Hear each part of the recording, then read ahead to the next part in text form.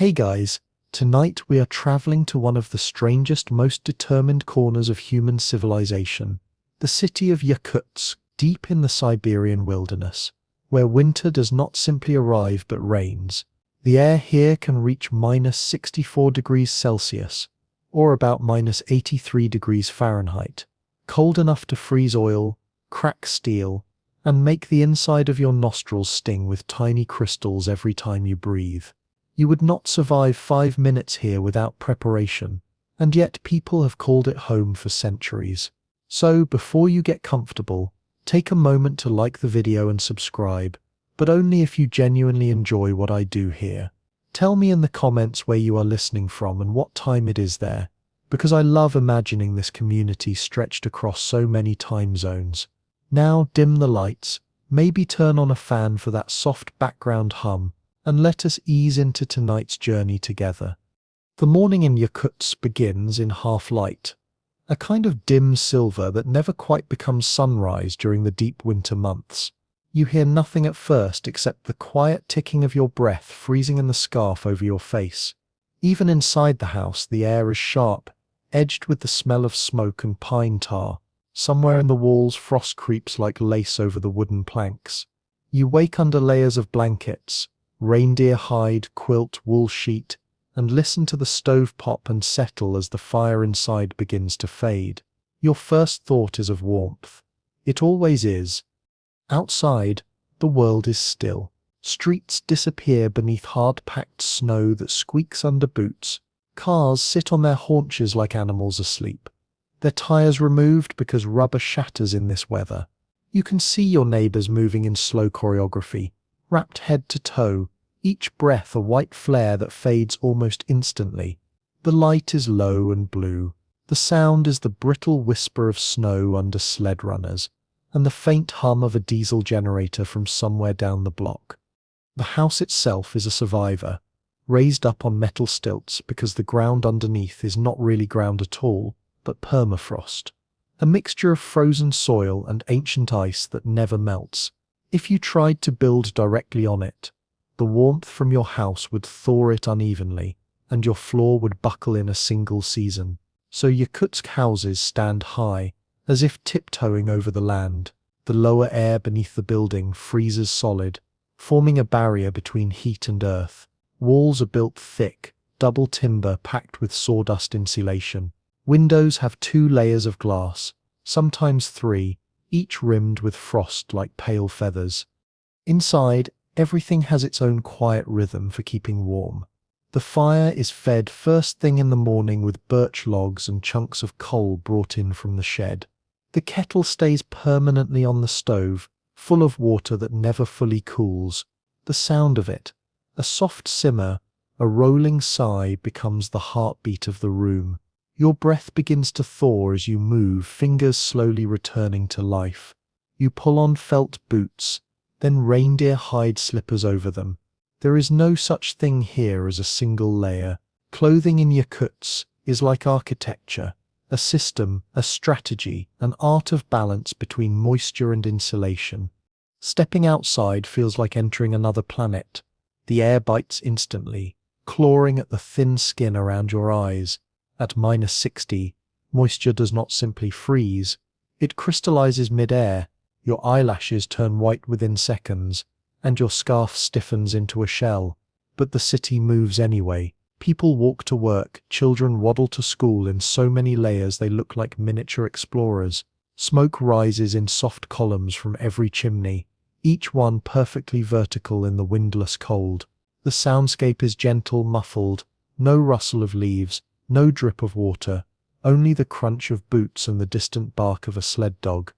You head toward the market, drawn by habit and the faint promise of warmth. Inside, vendors sell frozen fish that stand upright like boards, their scales glinting under the flicker of fluorescent light. The fish are so hard you can carve them with an axe. You buy one, feeling the frostbite sting of metal through your gloves as you hand over a few crumpled bills. Nearby, an older woman sells hunks of horse meat wrapped in cloth. In Yakutsk, nothing spoils in winter. The entire city becomes one vast natural freezer. Even milk freezes solid, sold in brick-like chunks that can be shaved into tea. Tea is everything here. Black tea, brewed strong, poured into glasses wrapped with cloth bands to protect your fingers. You sip it slowly, letting the steam unfurl through the air like memory. The sweetness of condensed milk softens the tannin, and the warmth spreads outward from your chest. For breakfast, there might be stroganina, thinly sliced raw fish, still frozen, eaten with salt and pepper. It cracks like thin glass between your teeth, strangely tender once it warms in your mouth. It is not just food, it is proof that the body can adapt to any climate given time and knowledge. The day continues under a sun that barely rises above the horizon. Shadows stretch endlessly. Ice crystals drift in the air like dust, reflecting light so that the world seems brighter than it should be. You walk past apartment blocks from the Soviet era, their pipes wrapped in silver insulation, steam drifting from vents like breath. Everything here hums with the effort of survival. Heaters, engines, human hearts beating faster to stay warm. Inside workshops, men repair fur boots called torbasa, sewing thick soles of horsehide to felt uppers, brushing frost from their eyebrows. Women make mittens lined with dog fur, each pair slightly different, stitched by hand. Every material has a story. The foxes trapped in the forest, the reindeer raised on distant tundra, the wool from domestic Yakut horses, toughened by wind. Nothing is wasted. Everything becomes another layer against the cold. Around midday, when the light reaches its faintest gold, you hear the crackle of the Lena River beneath its ice. Trucks line up along its surface. Yes, on the river itself. Because in winter the Lena becomes a highway. The ice is several meters thick, strong enough to carry full loads of coal, lumber, and fuel. This frozen artery connects villages that vanish from the map once spring floods return. Each driver listens for the telltale groan of strain beneath the wheels, trusting experience more than instruments. The journey is dangerous, but essential. Without this winter road, Yakutsk would be cut off from the world. Back in town, you feel the temperature dropping again as evening approaches. The sky turns violet, then deep indigo, and the cold grows heavy as if gravity itself thickens. Frost climbs windows in fractal patterns, and the sound of boots on wooden steps echoes like small explosions.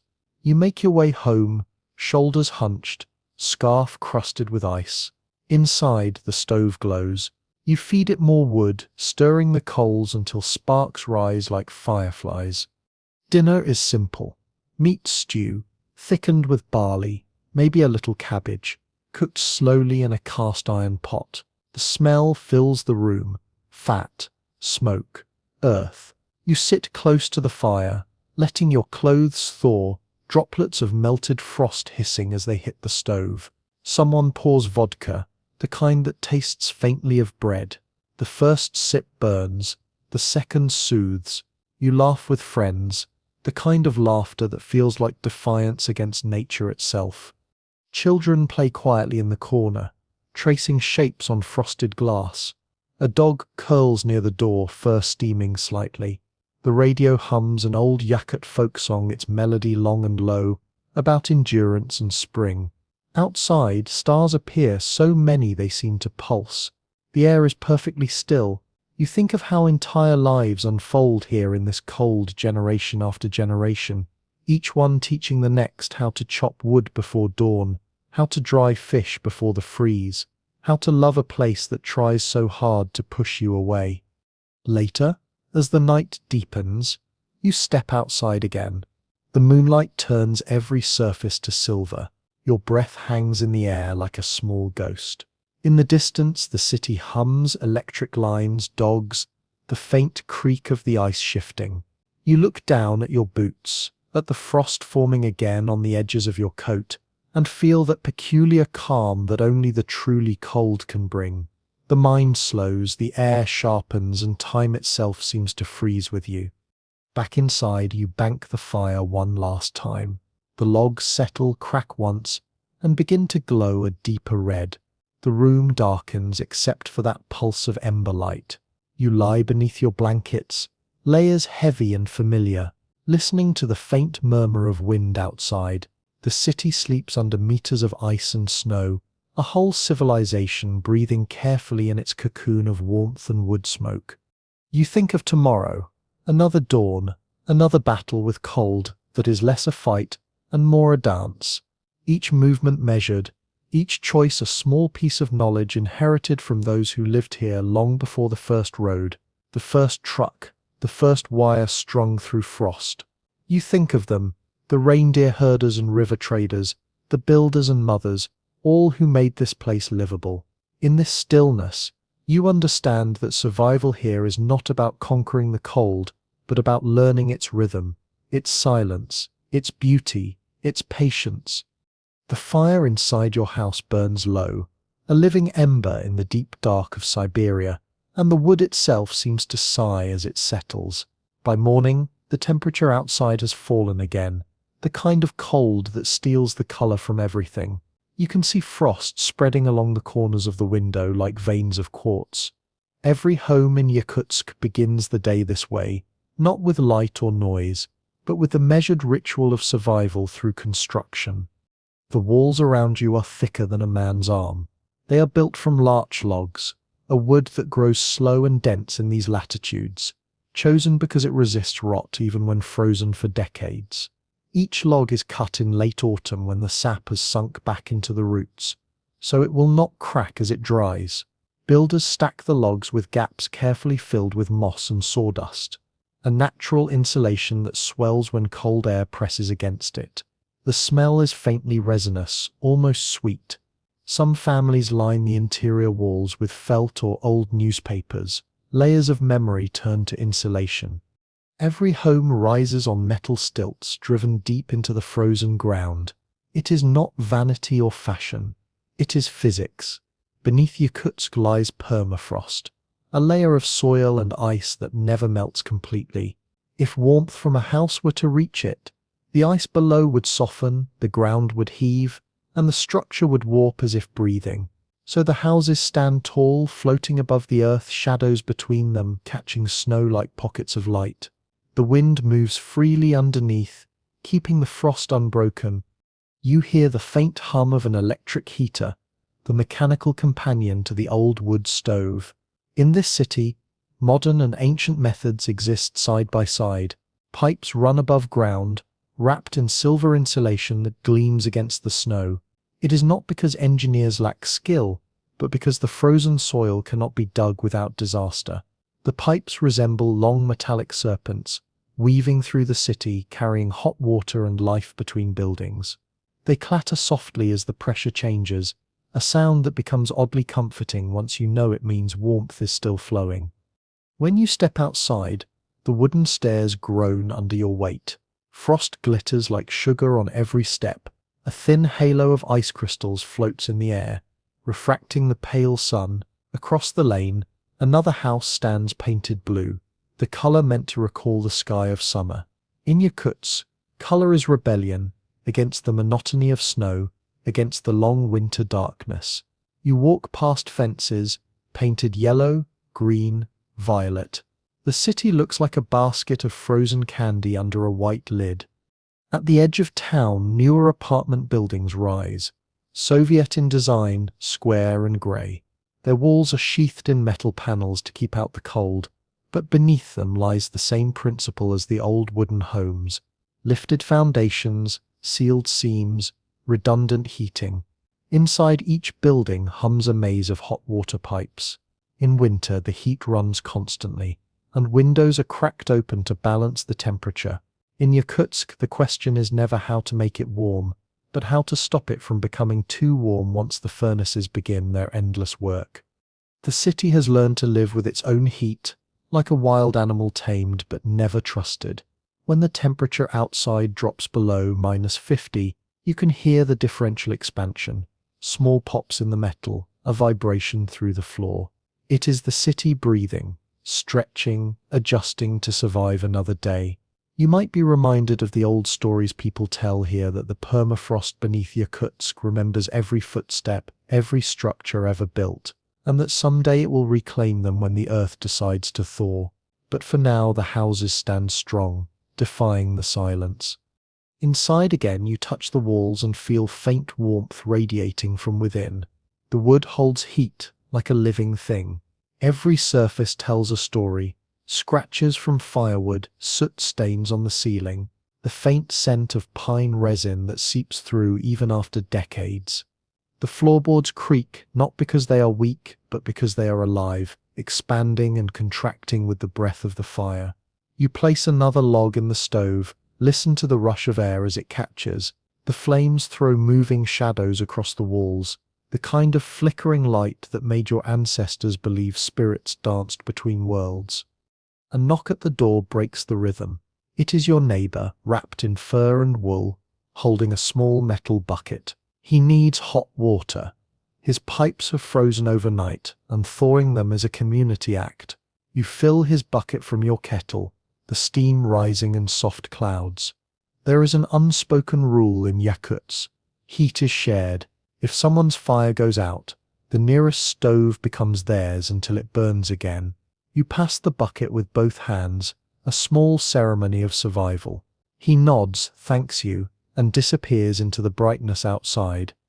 Later, as you step out to check the shed, you notice the strange beauty of frost hanging in the air like dust in sunlight. Each particle seems to hum faintly, though you know it is just the distant sound of wind moving through the trees beyond the town. The roofs glisten under a halo of vapor, each house breathing warmth upward, faint plumes marking life.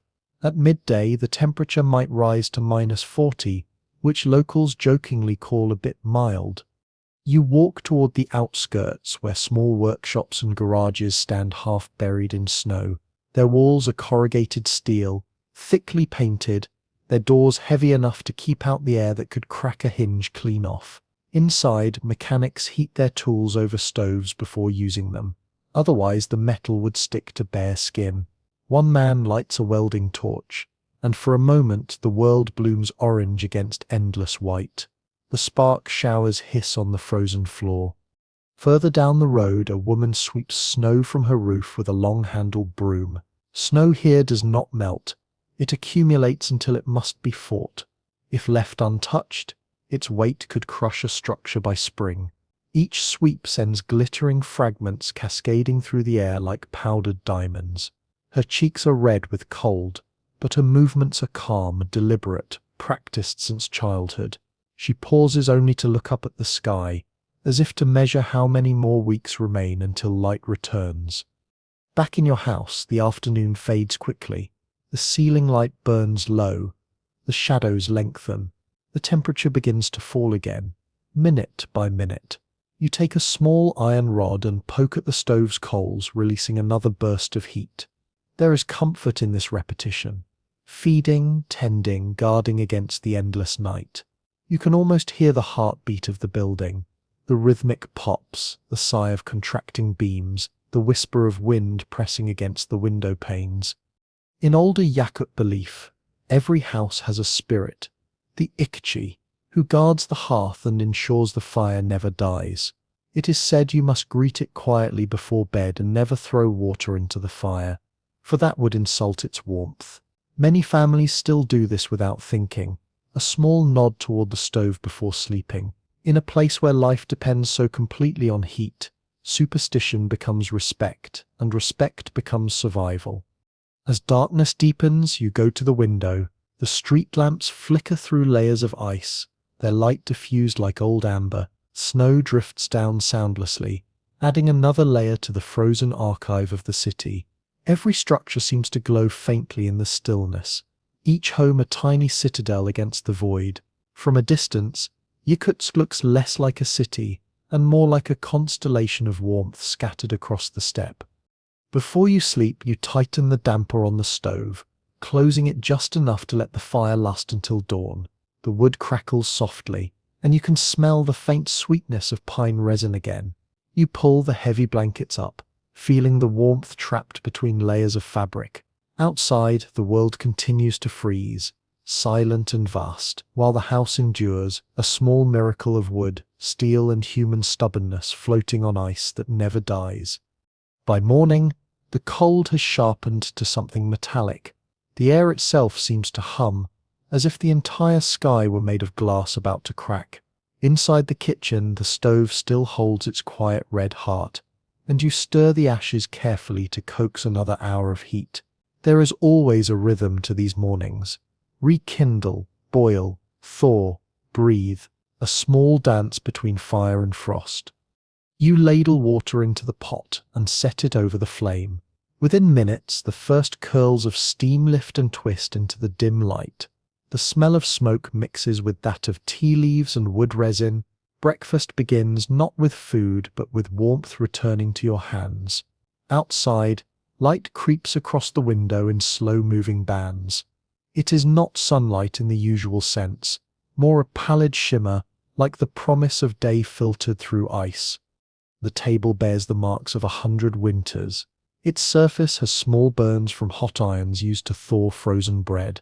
Beside it sits a bowl of fish, caught months ago and kept preserved in the endless cold. You take a knife from the wall and test its edge against the grain of frost. The blade catches the faint glint of morning.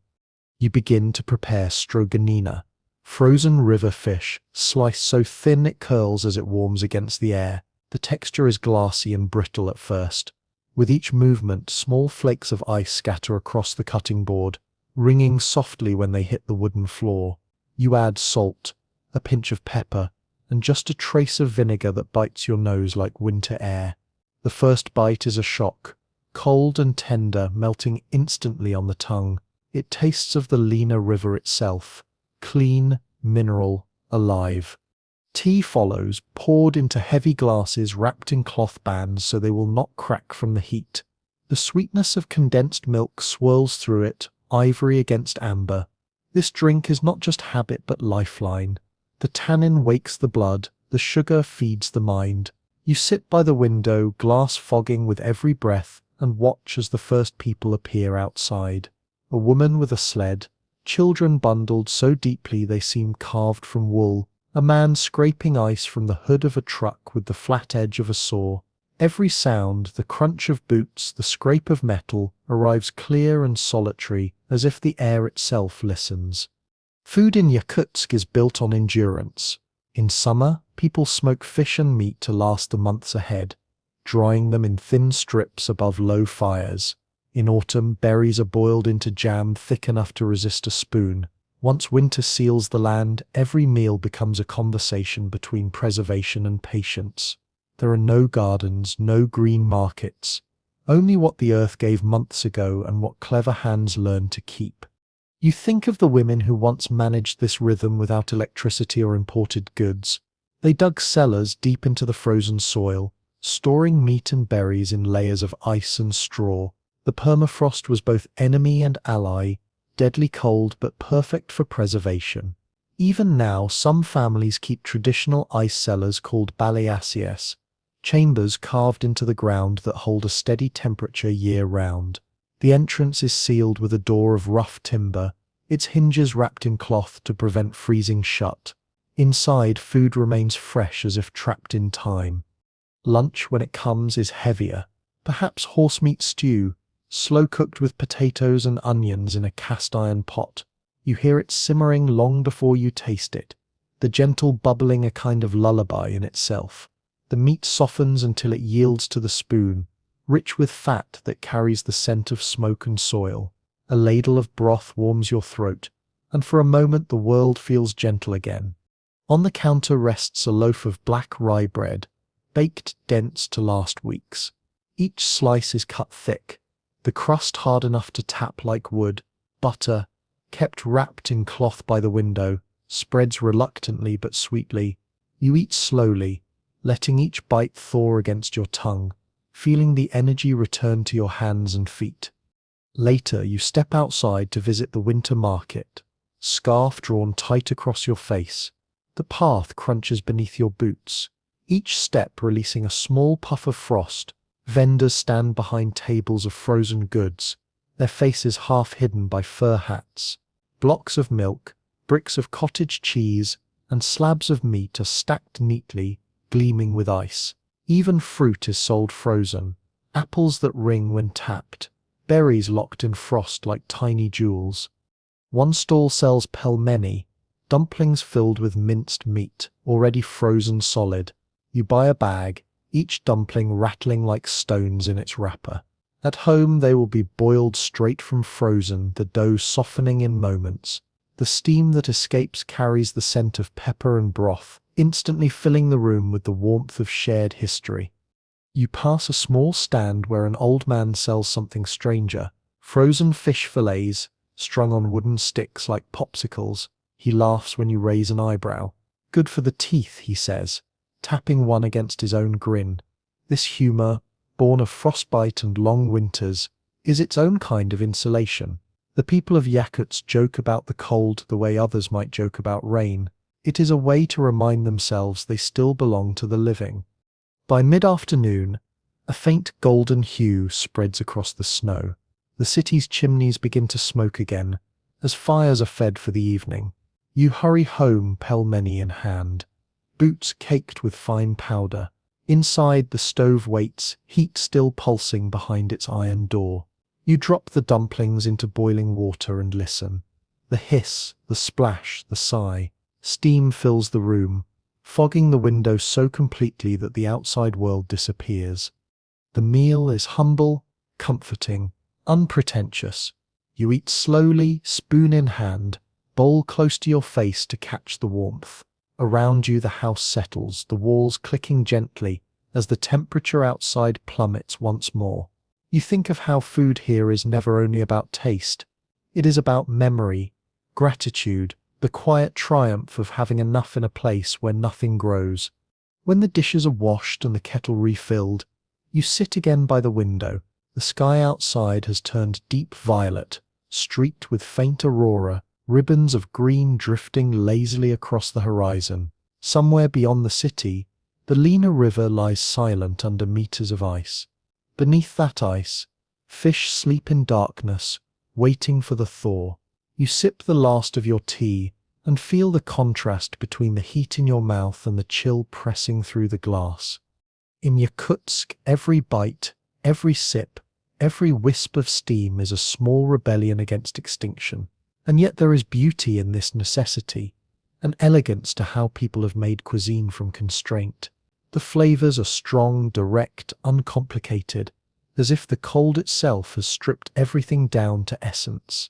Fish, salt, tea, bread, fat, the same ingredients used 1,000 ways, each meal another story about endurance and ingenuity.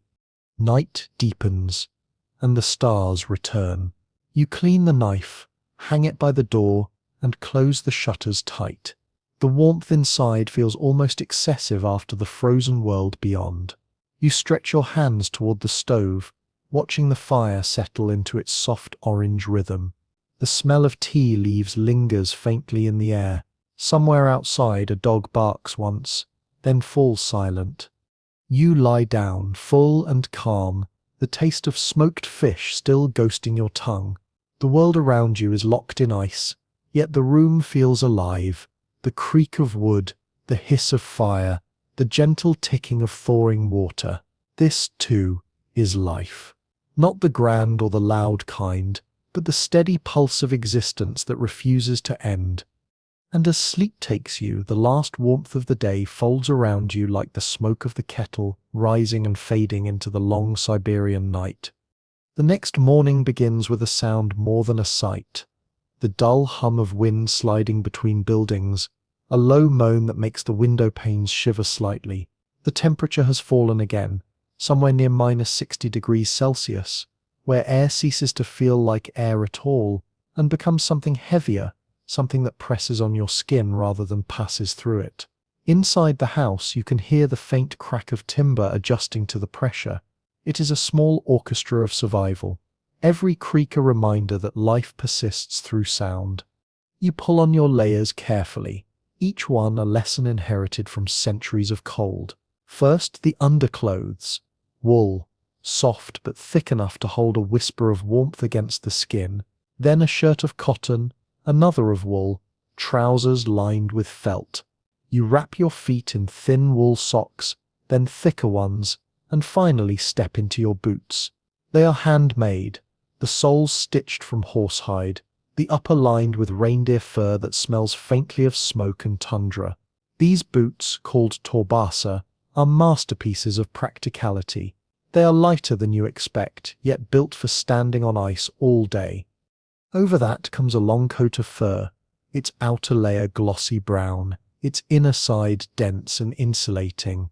You pull the collar high, tie a scarf across your mouth and nose, then tug on heavy mittens made from dog fur and wool. Each item has been chosen through centuries of trial and error. Every stitch, every fold, every combination of fibers, a chapter in the manual of human endurance. When you step outside, the world greets you with silence. The snow absorbs every sound except the crunch of your boots. The cold grips instantly, wrapping around your eyelashes, freezing your breath into white fans that harden and fall. You learn to breathe slowly, shallowly, so that the moisture does not turn to ice on the fabric over your mouth. The scarf stiffens anyway. The trick, the locals say, is to keep moving, not fast, but constantly. The moment you stand still, the cold begins to climb your legs like a shadow. Down the street, a group of workers prepares to dig out a car that has been buried overnight. They strike at the ice with small hammers, laughing in bursts that create clouds of steam. The humor is necessary. It keeps the fingers working. One of them wears a fur hat so large it looks almost ceremonial.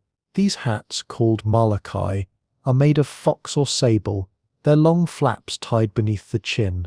Beneath the hat, a layer of wool and linen protects the ears. No exposed skin survives long here. You pass a tailor's shop where the door stands open to release a cloud of heat. Inside, two women work with quick, practiced motions, cutting new fabric for coats. The room smells of wool grease and cedar. They do not measure much. They know by sight and memory how long a sleeve must be, how thick the inner lining should feel when pinched. One woman sews a patch on a sleeve, humming a Yakut lullaby. The other shapes a pair of gloves from soft reindeer hide, the stitches tight and invisible. In this climate, clothing is not fashion but architecture, each seam a wall, each layer a roof. Outside again, the sun hovers low, glowing like a copper coin behind mist. Its light barely warms, but it paints everything gold. The city moves slowly through it, people wrapped in fur and padded fabric that makes them appear broad, nearly formless. Yet there is beauty in the uniformity, an almost monastic dignity. You realize that in Yakutsk, the line between survival and style is narrow but deliberate. A fur hat is protection, yes, but it is also identity. The patterns embroidered on mittens, the bright stripes on scarves, the colored stitching on boots, these are signals of family and origin, a language spoken in thread. You stop by a street vendor selling hand-woven belts. The man's beard is frosted white, and his eyes squint against the glare of snow. He shows you his wares, belts dyed with crushed berries and soot, patterns of triangles and lines that represent mountains and rivers. Each color means something. Red for strength, blue for sky, black for the ancestral land. You buy one, feeling its rough wool against your gloves. He smiles, the kind of brief smile that acknowledges kinship in hardship. At midday, the temperature has not risen. You walk to the riverbank where the wind moves freely across the frozen expanse. The air burns your cheeks, but the landscape is breathtaking. The Lena River lies beneath a sheet of blue-white glass, stretching for kilometers in every direction. The horizon wavers in the brightness, the snow reflecting so much light it seems to erase distance. Somewhere nearby, a horse whinnies, shaggy, stocky, built for cold. These Yakut horses are remarkable creatures, short-legged and covered in thick hair, able to dig through snow to find grass. Their breath steams like geysers in the still air. A herder approaches, his coat layered with fur so thick he looks carved from snow himself. He nods, strokes the horse's mane, and adjusts the animal's harness. The fur of the horse is rimmed with frost, but it shows no discomfort. It snorts once, stamping the snow, as if mocking the weather. The herder tells you, in Russian blended with Yakut phrases, that these horses can survive at -70 degrees, eating frozen grass under the snow.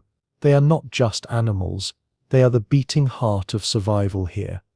As the light begins to fade, you make your way home, boots leaving deep, crisp impressions. Your coat grows heavier with frost. The cold sharpens every sound. The snap of fabric, the crunch of snow, the faint jingle of a dog's collar from a nearby yard. When you reach your door, you brush yourself off, hang your coat carefully and feel the wave of warmth rush over you like surf. It is almost painful, the return of heat to skin. The air inside tastes of iron and tea, the sweetest flavor imaginable after the day's frozen quiet. You remove each layer slowly, reverently, as though undressing from armor after battle. The mittens, the scarf, the hat, all laid near the stove to dry. The boots steamed lightly, fur glistening with melted frost. You rub your hands and feel the sting of returning circulation, a reminder of the fine line between safety and danger. For a moment you think of those first settlers who came here centuries ago, long before synthetic fabrics and electric heat. They wore the same furs, fought the same wind, and learned to make peace with the cold, not by resisting it, but by clothing themselves in its image. You sit by the stove again, letting your body thaw, and realize that warmth is more than a temperature here. It is culture. It is a measure of skill, of memory, of how well one has learned to read the world. In every coat, every glove, every woven thread, there is proof that human hands can translate endurance into art. Outside, the frost begins to climb again, a slow, patient sculptor working through the night. The houses glow faintly in the dark, each one a lantern wrapped in fur. The morning comes quietly again, though morning here is a concept more than an event. The sun rises late and low, spilling a pale gold that never quite reaches full brightness. Outside, the city exhales in plumes of smoke that drift upward and freeze into small feathers of ice. You hear the muffled rumble of engines being coaxed awake, a ritual as essential as prayer. Every driver in Yakutsk knows the sound, the metallic cough, the reluctant whine, the short-lived triumph of ignition before the motor catches and hums steady. It is a rhythm of life that has replaced the rooster's crow. The car outside your window has been running all night, its exhaust pipe encased in frost. Here, engines never rest. To turn one off is to condemn it. Oil thickens into tar at these temperatures. Even the fuel can crystallize. So people let their vehicles idle through the darkness, heaters humming softly like mechanical hearths. The street becomes a symphony of distant motors, a lullaby of survival in steel and diesel. You step out into the brittle light, scarf pulled tight, breath already freezing into mist. The snow beneath your boots squeaks like compressed glass. You pass by a group of men loading supplies into the back of a truck, sacks of flour, barrels of heating oil, boxes marked with Cyrillic letters. The truck's body is dented and scarred from winters past, its tires chained for traction. Once it starts, it will drive onto the frozen Lena River, which in these months becomes a living road of ice. Down by the riverbank, the air feels even sharper, the wind moving unbroken for miles. The frozen surface gleams blue and silver, the ice thick enough to carry an army. You watch as one truck after another rolls cautiously onto it, headlights glowing through the mist like twin lanterns. Beneath their wheels, the ice groans, a low, resonant sound that vibrates through the soles of your boots. The drivers pay no mind. They have done this all their lives. They know the limits of the ice by instinct, by sound, by the way it flexes ever so slightly under pressure. The Lena River, frozen solid for nearly half the year, is both highway and heartbeat. Through this route, Yakutsk connects to distant villages and mining outposts. Coal, lumber, and provisions flow across its surface, while in return come furs, fish, and stories from farther north. You can feel the significance of it, how an entire civilization has learned to measure time by the river's moods. When it freezes, life accelerates. When it thaws, it waits. At one of the makeshift stops along the ice road, a driver stands beside his truck, sipping from a thermos. He offers you a drink, tea so hot it burns your tongue, yet within seconds the cup's rim is crusted with frost. His gloves are black with grease, his breath steady and slow. He laughs when he sees your astonishment at the cold. -60, he says, tapping his chest with pride. Good weather for driving. The humor is not arrogance, but camaraderie. In Yakutsk, surviving the cold is not only endurance, it is identity. You walk farther along the river's edge, where fishermen have drilled holes through meters of ice. Their lines disappear into the dark, the sound of metal scraping ice echoing like bells. The fish they catch are instantly frozen upon reaching air, rigid before they can even flop. Each catch is laid in a wooden crate, forming a stack of silver sculptures. The fishermen move with slow, efficient precision. No wasted gesture, no idle conversation. In this weather, stillness is danger. A small wooden shack nearby serves as a tea station for those working the river. Inside, the air is thick with the scent of smoke and diesel. A samovar bubbles on a metal table, its brass body glowing like sunlight. You take a seat on a bench covered with reindeer hides, feeling warmth seep through the layers of your coat. The tea is poured black and strong, sweetened with sugar cubes that clink against the glass. Around you, conversation drifts between Russian and Yakut, a music of vowels shaped by cold. One man jokes that the ice beneath them is older than their grandfathers, and that it probably listens to everything they say. Laughter follows, short and hoarse but sincere. As you step back outside, a light snow begins to fall. Not flakes, but tiny shards of ice that tinkle softly when they land on your coat.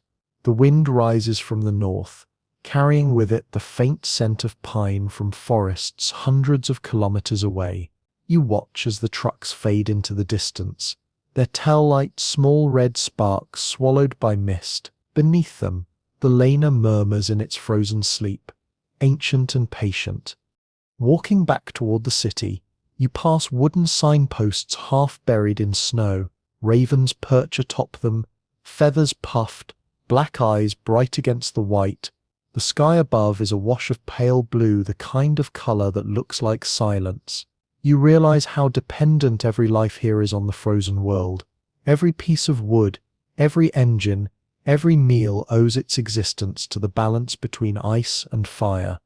By the time you return to the warmth of your home, the edges of your coat are crusted with frost again. You hang it carefully, boots steaming on the floor. The sound of the kettle boiling fills the room like applause.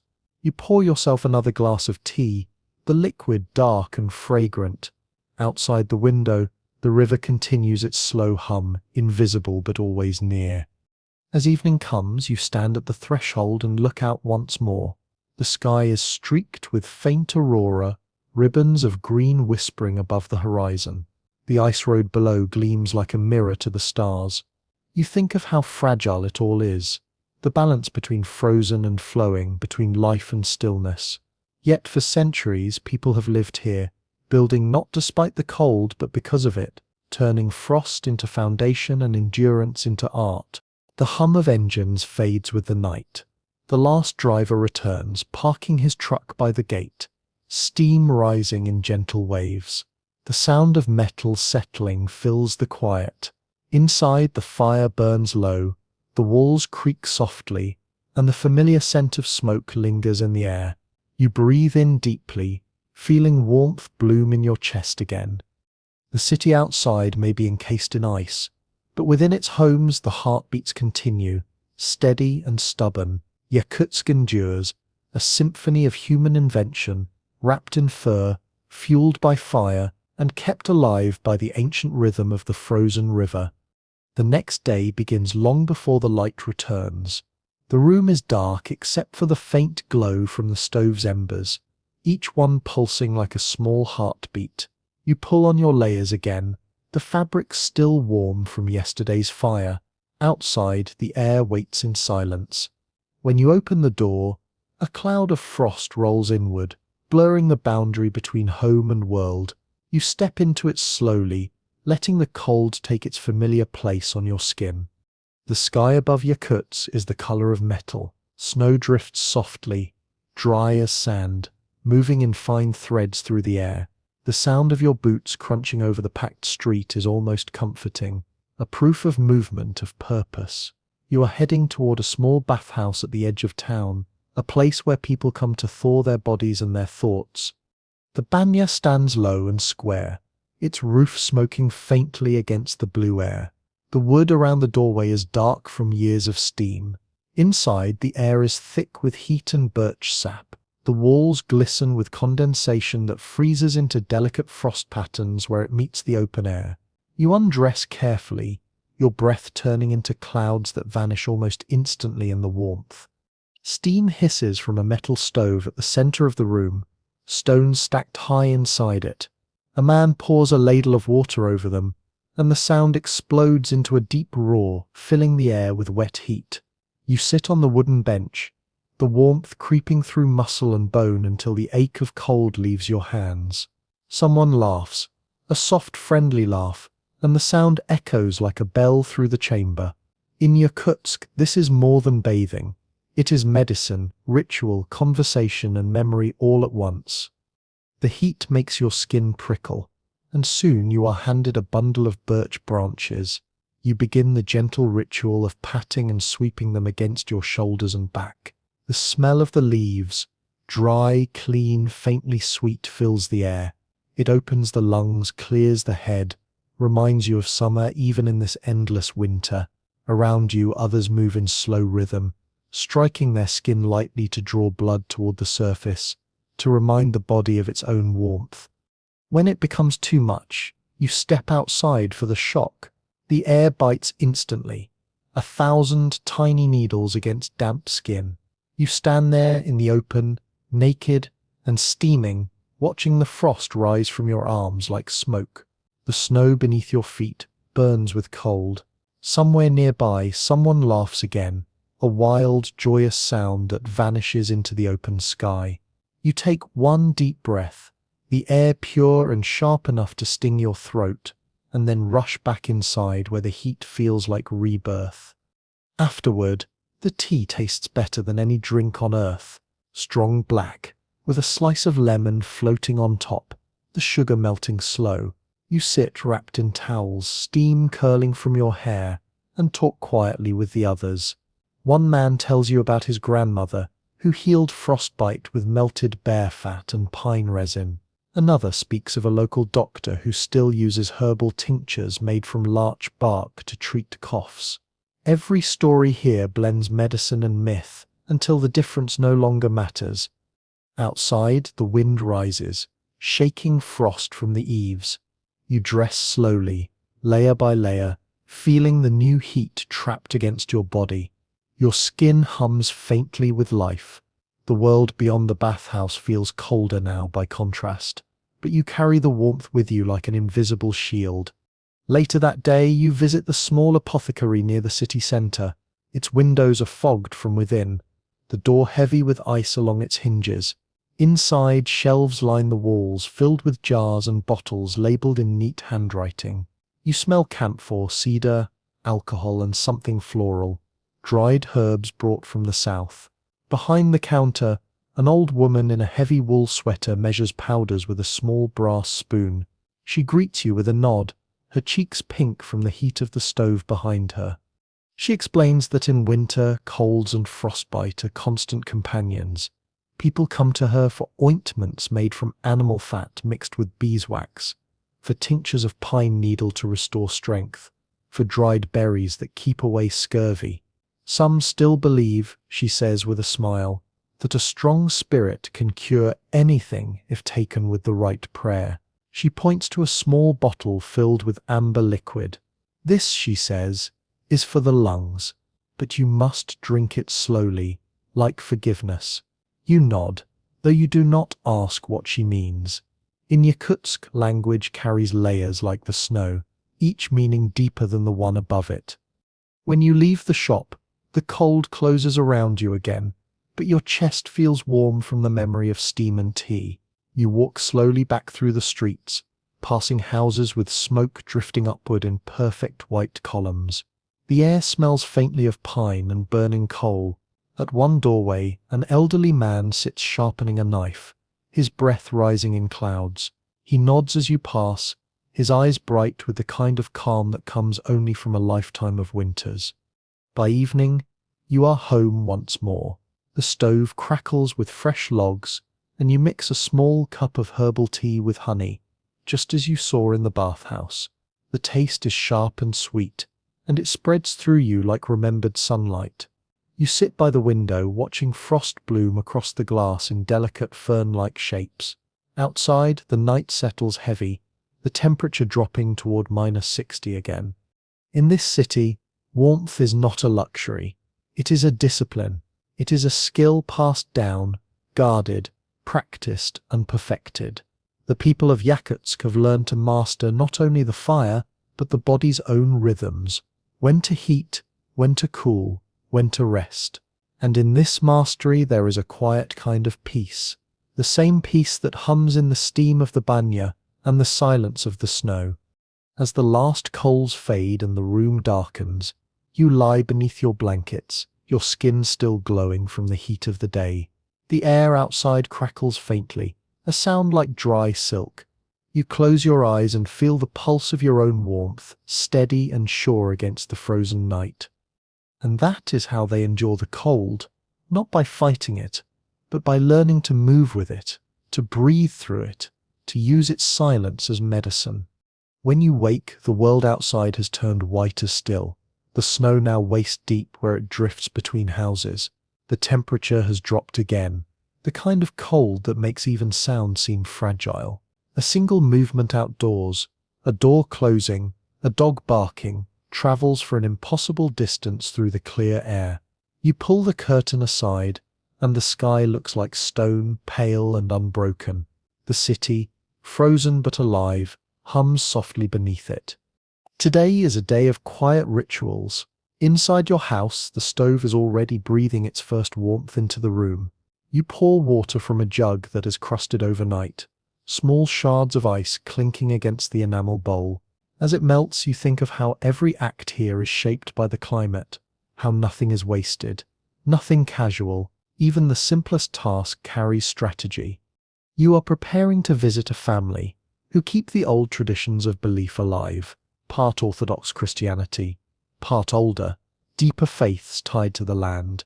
They have invited you to watch their morning offering, a small ceremony that begins not with prayer but with smoke.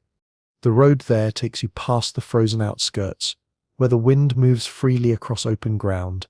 The snow rises in little spirals around your boots. A few kilometers out, you find the wooden homestead, log walls painted deep red, eaves carved with geometric Yakut patterns, smoke rising slow from the chimney. The air smells faintly of pine and something sweet, the scent of burning butterfat. Inside it is warm and dim, the light from the fire reaching the corners in soft gold.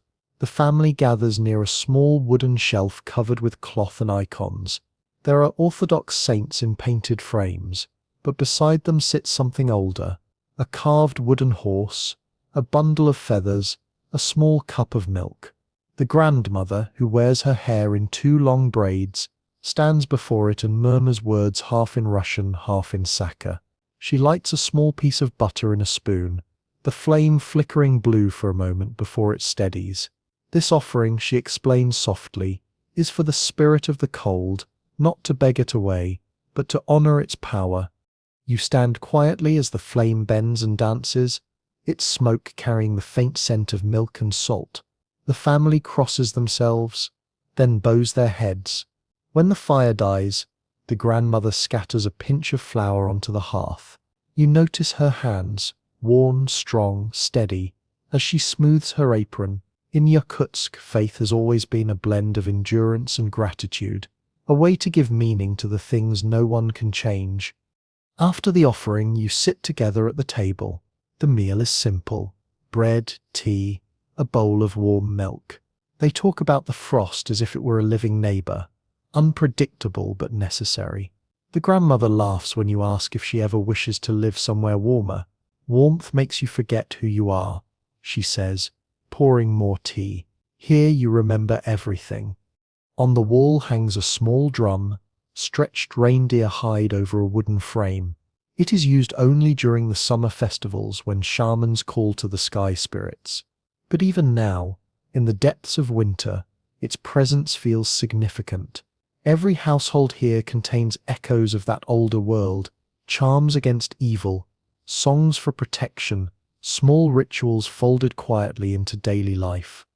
Later, you step outside again. The air burns your lungs, but the light has changed. Thin rays of sun slide across the snow, turning it to glittering glass. You walk toward the frozen river once more, the sound of distant bells carrying through the air. It is Sunday, and the Orthodox church in the city centre holds service.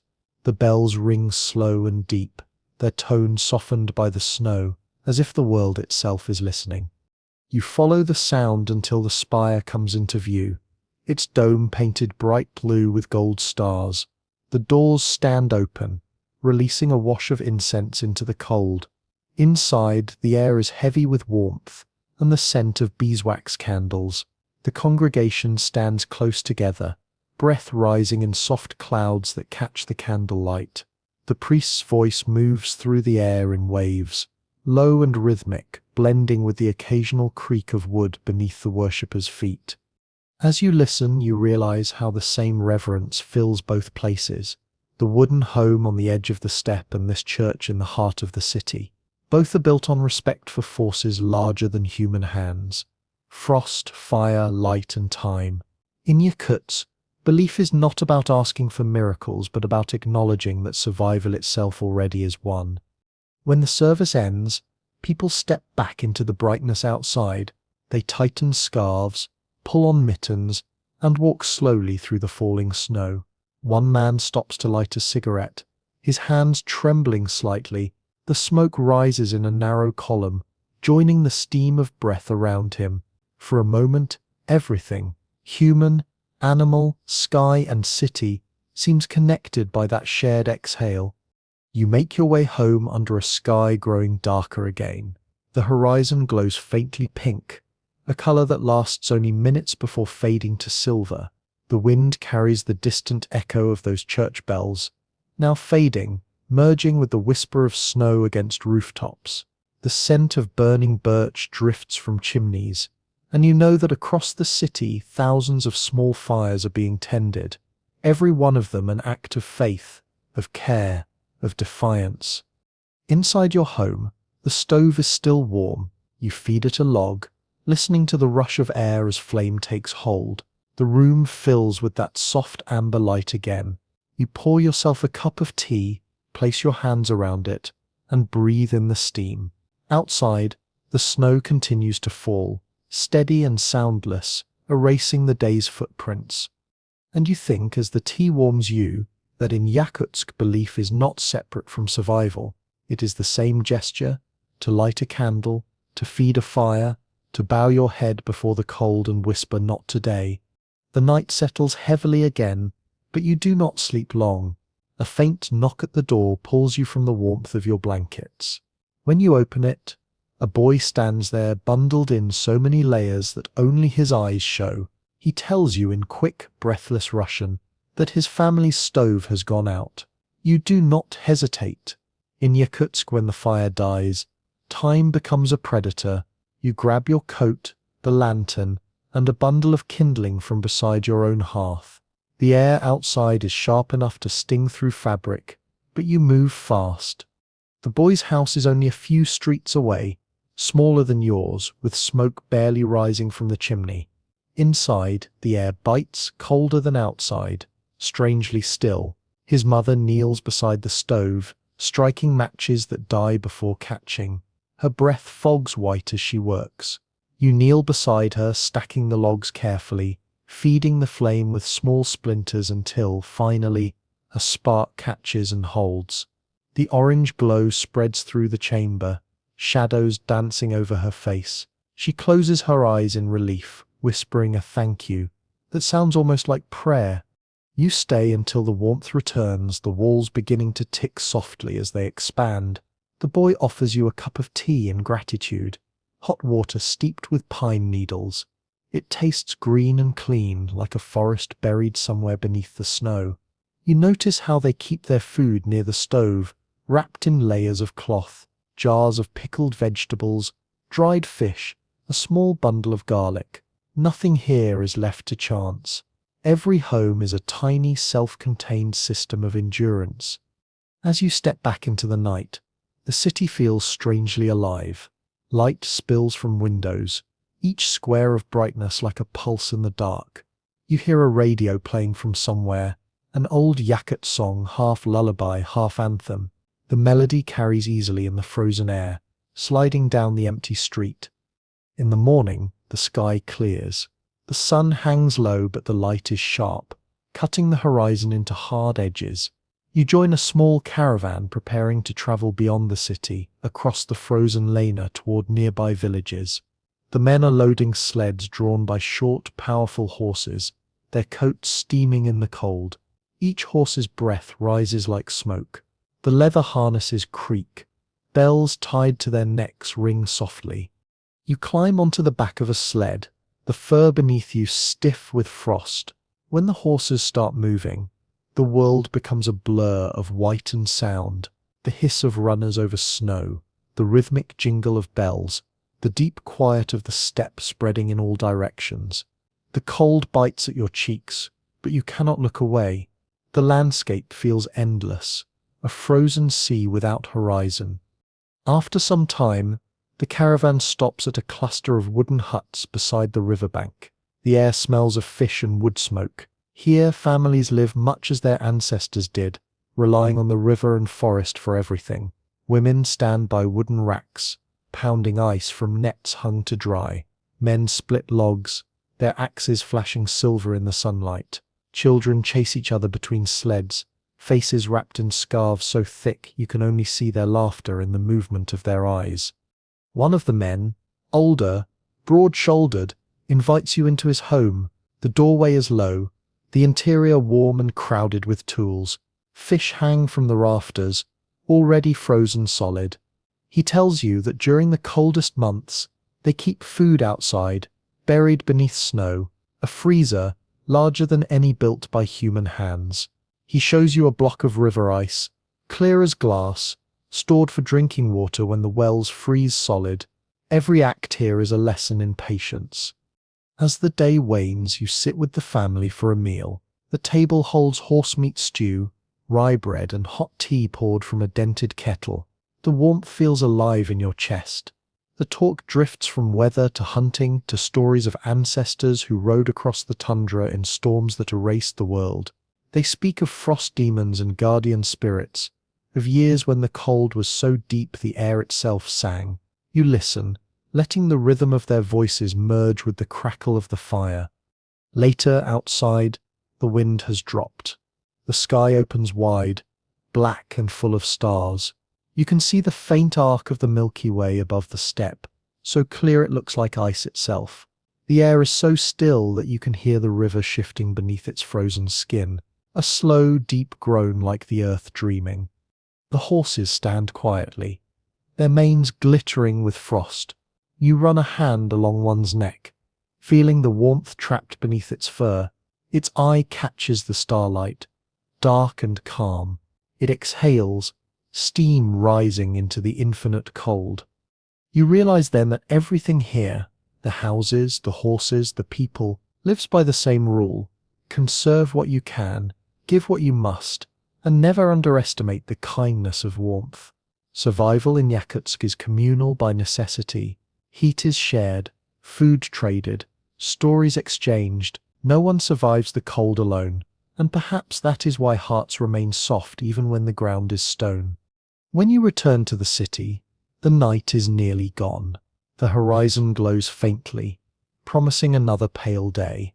The streets are quiet except for the hum of engines and the occasional creak of snow settling on roofs.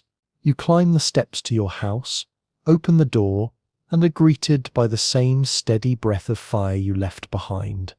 You shed your coat, hang it carefully, and sit by the stove. The logs burn low, their light golden and calm. You place your hands near the flame and close your eyes. Outside, the snow keeps falling, endlessly, gently, as if trying to teach you the rhythm of this place. And in that rhythm you finally understand what it means to endure here, not to conquer the cold but to live within it, to let it carve away everything unnecessary until only the essentials remain: heat, companionship, and the quiet dignity of survival. The fire sighs once, and the room fills with that faint sweetness of pine again. You lie back, listening to the city breathe beneath its blanket of snow, the steady pulse of life in the world's coldest city. The morning does not come with light, but with sound. A rooster's call in the distance, muffled by snow, the steady clatter of metal from somewhere down the street, someone chopping through ice to reach water. When you open your eyes, the dimness inside the room feels familiar, almost comforting. The fire has burned low again, the coals glowing like a buried sun. You stir it with the iron poker, adding one log, then another. The crackle feels alive, a conversation you have had every day of your life. When the kettle begins to whisper, you pour water into a bowl to wash. The surface of the water smokes in the cold air. You cup your hands and splash your face, the shock waking every nerve. There is no hurry in these mornings, each gesture done deliberately to conserve both energy and heat. You dry your hands on a piece of linen, still warm from hanging near the stove, and pull on your layers. Today you have agreed to visit a school on the far side of the city, where children learn beneath the frost. Outside, the air feels like glass again, each breath shallow and careful. The streets are lined with walls of snow, sculpted higher than a man's shoulders. The wooden houses stand like soldiers in formation, roofs sparkling under the weak light. You walk past them, boots squeaking, until you reach the small square where the school stands, a pale yellow building with smoke curling from its chimney. Inside, the warmth hits you in waves. The entryway is a chaos of boots and scarves, little piles of snow melting on the floor. The air smells of chalk and wool and coal. In the classroom, children sit at wooden desks, their cheeks flushed from the cold, steam still rising faintly from their coats. Their teacher, a woman with a firm voice and kind eyes, writes words on the blackboard in Russian and Sakha side by side.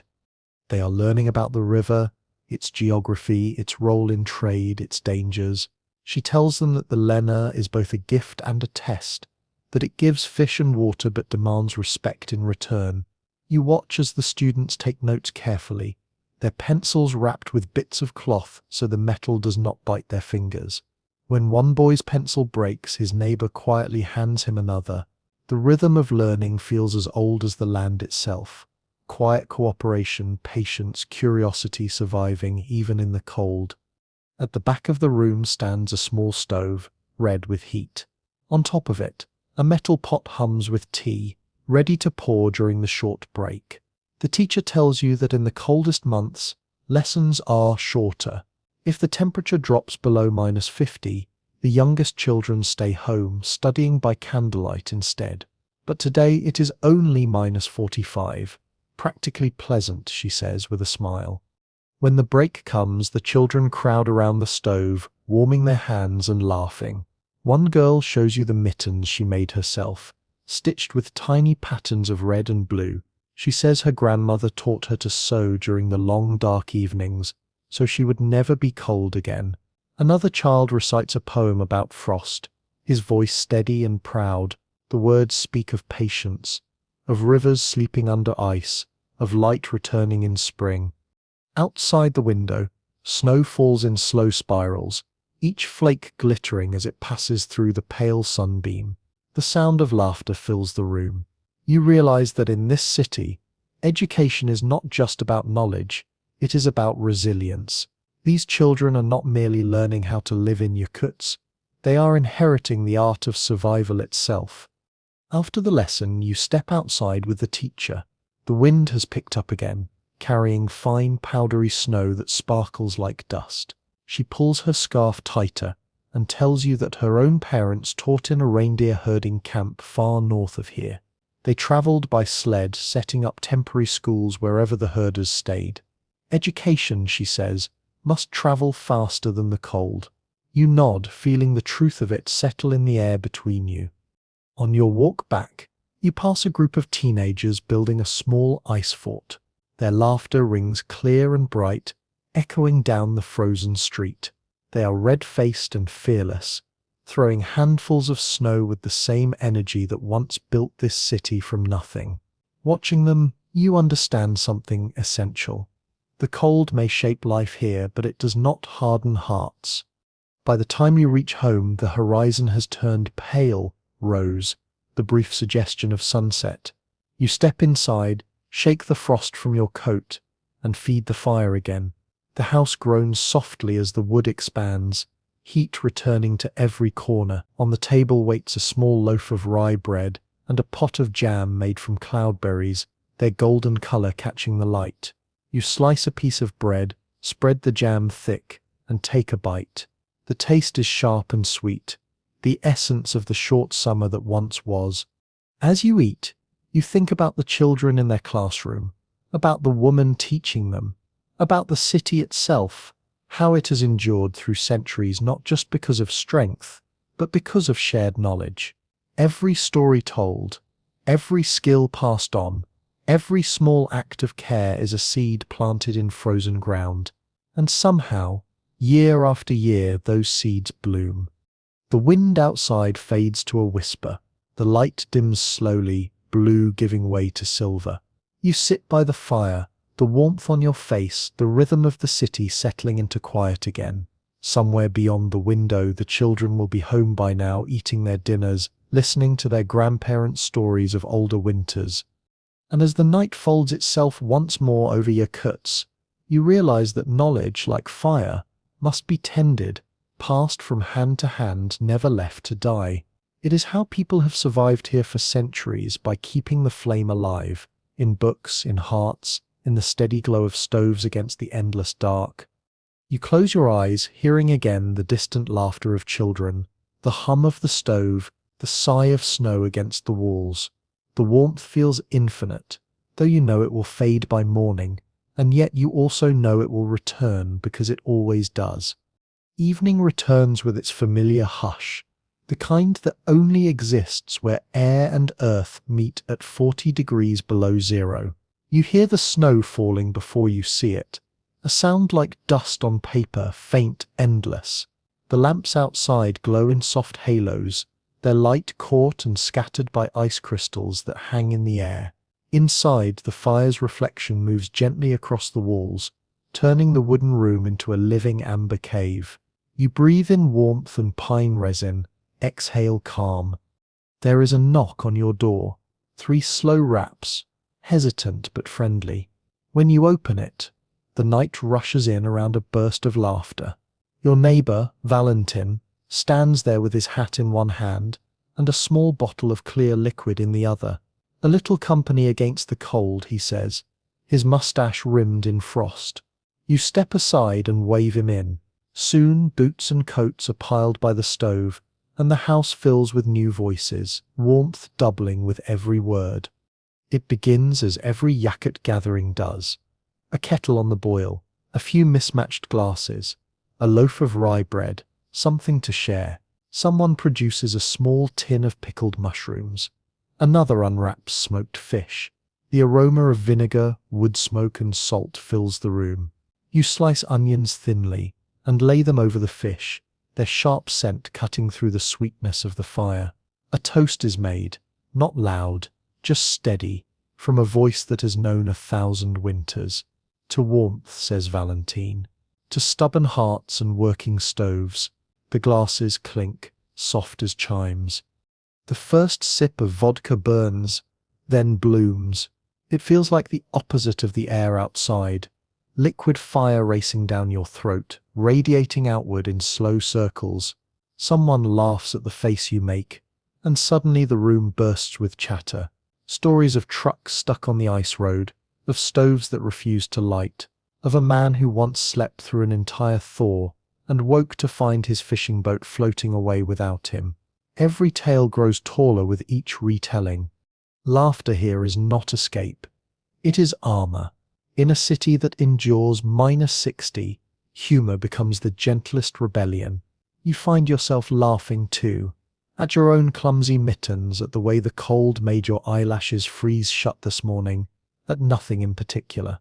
The sound echoes softly against the wood, rising and falling like the crackle of the fire. Someone pulls a small accordion from its case, the metal buttons dull with age. The first notes are hesitant, then sure. The melody winds through the air like smoke, bright and plaintive.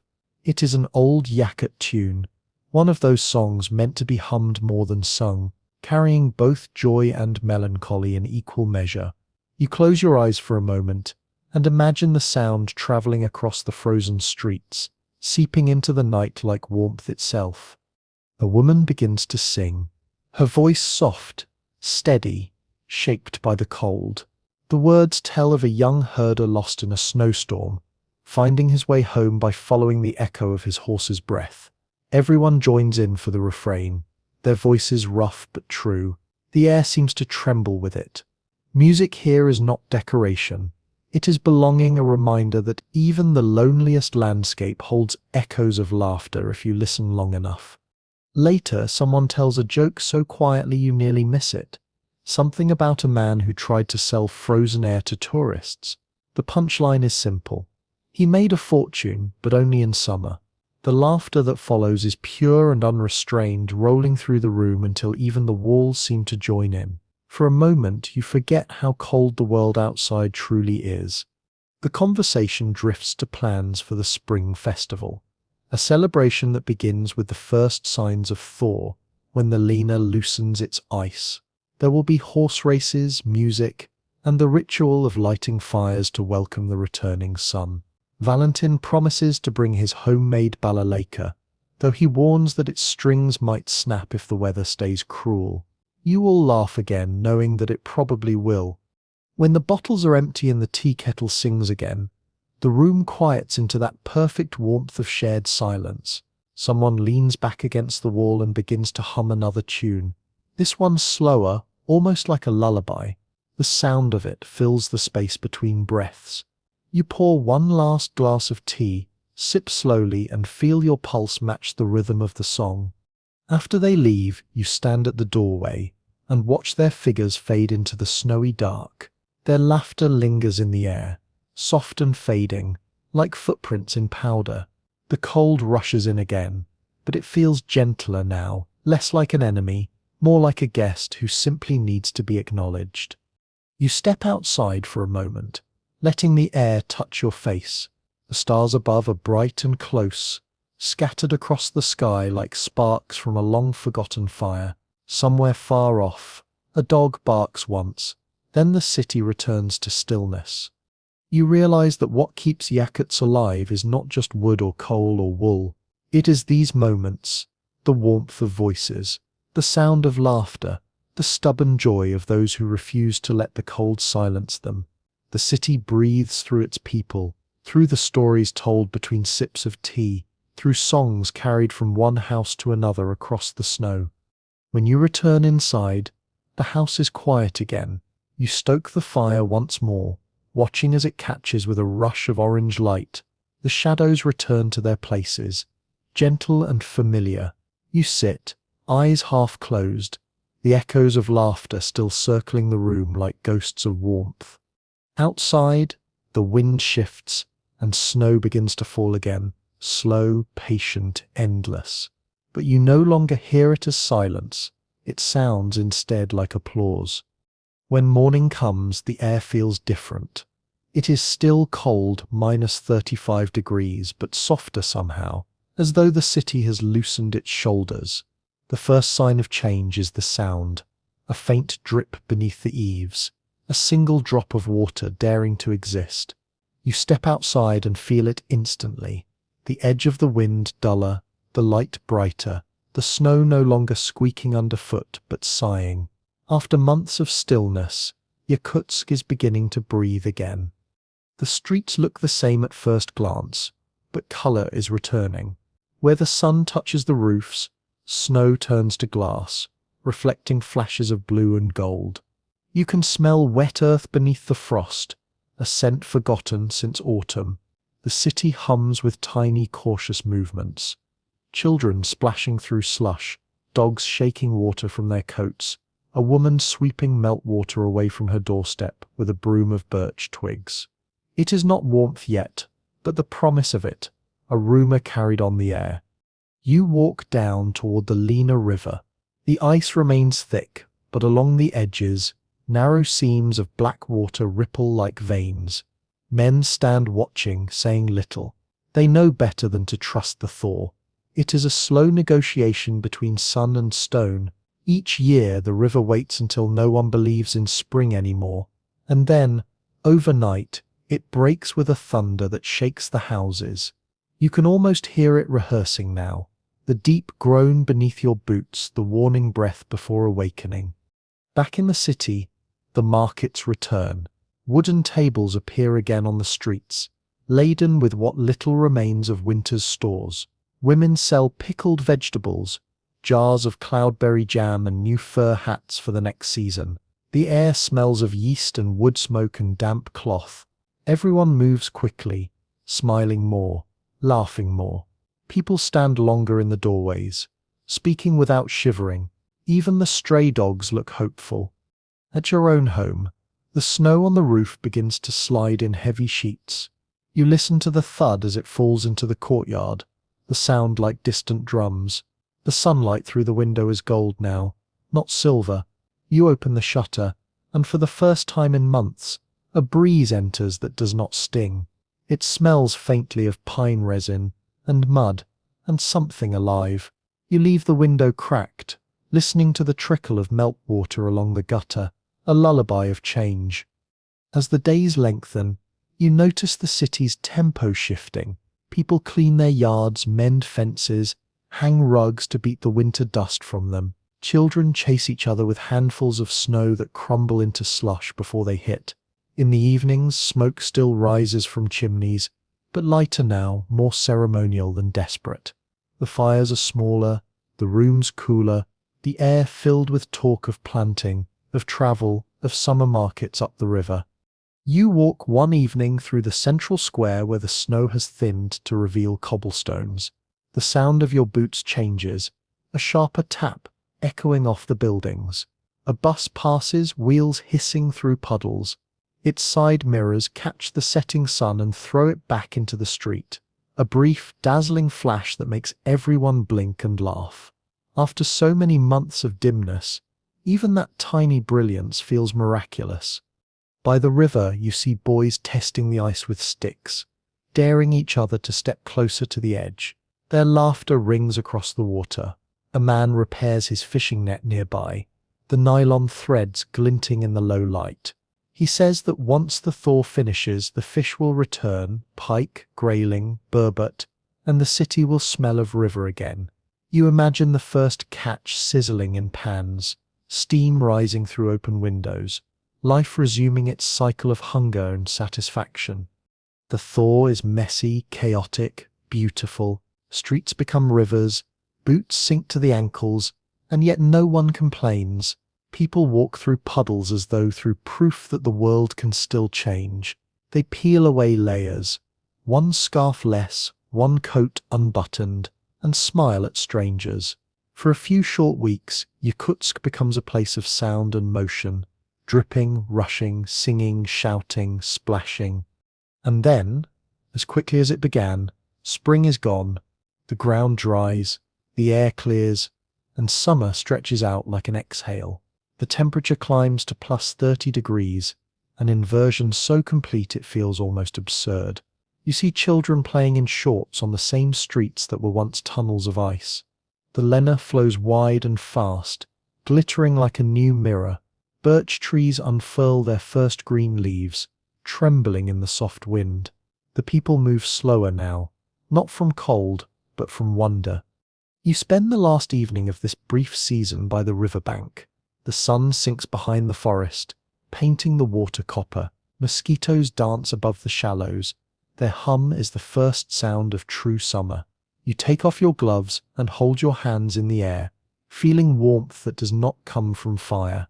Around you, the city glows faintly, windows open, laughter spilling into the twilight. You think back to winter, the endless nights, the frost that burned, the fires that never stopped.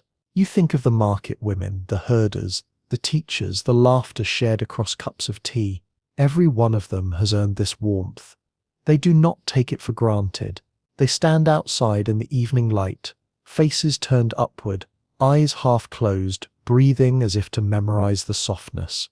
When you return home, the stove is dark for the first time in months. The house feels lighter, walls no longer straining against the cold. You sit by the window, letting the last of the sun brush your face. The air carries the faint scent of wet soil and grass. Somewhere, a distant rumble echoes, the river shifting again, restless even in freedom. Night comes slowly, gently. The light lingers, refusing to fade completely. You lie down beneath a single blanket, hearing only the quiet dripping outside, the sound of a city slowly remembering warmth. Your breathing matches it, slow and steady, as the room fills with the softness of early summer. And that is how they endured, not through strength alone, but through rhythm, care, and quiet genius, like a candle going out.